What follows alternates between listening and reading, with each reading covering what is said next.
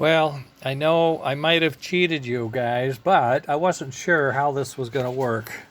So I kind of just got going, and there it is. And I just completed the pressing in of the gear of the shaft. The shaft was hanging out on this side, so I added the spacer so that I didn't over press it.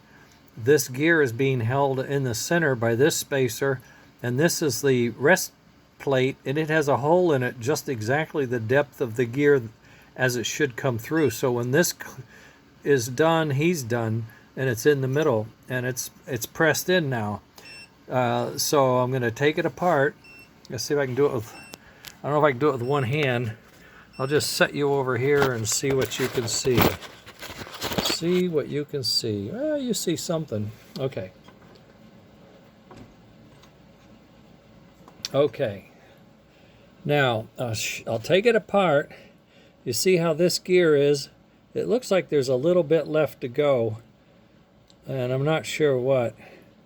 Maybe I'll try to, I don't know if I can. Yeah, I can try it again. I'll put it back in this way and see if I can't get it to go fully all the way.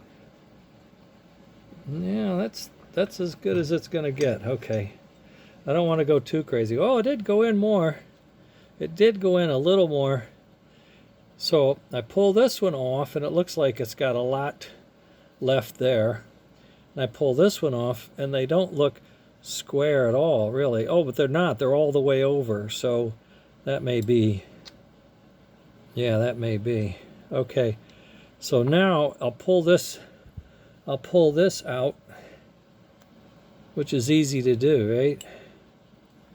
If I push it over there, and I push it over there, I'm not sure. Okay, and I'm going to hold this in the center.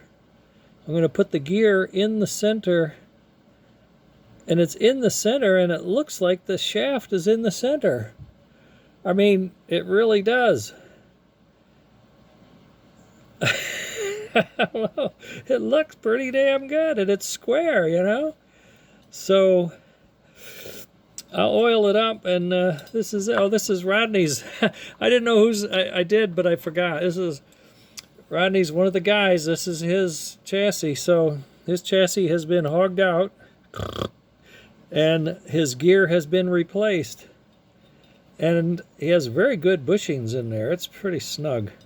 So now I can get a motor. Well, I got to put his bearing in, ball bearing here, then put the motor in, and test the gear out.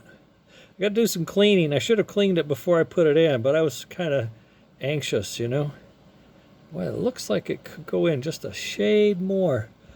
It looks like it could go in just a shade more. Or come back the other way, maybe. I'm not sure. It does look like there's more room here than there is there.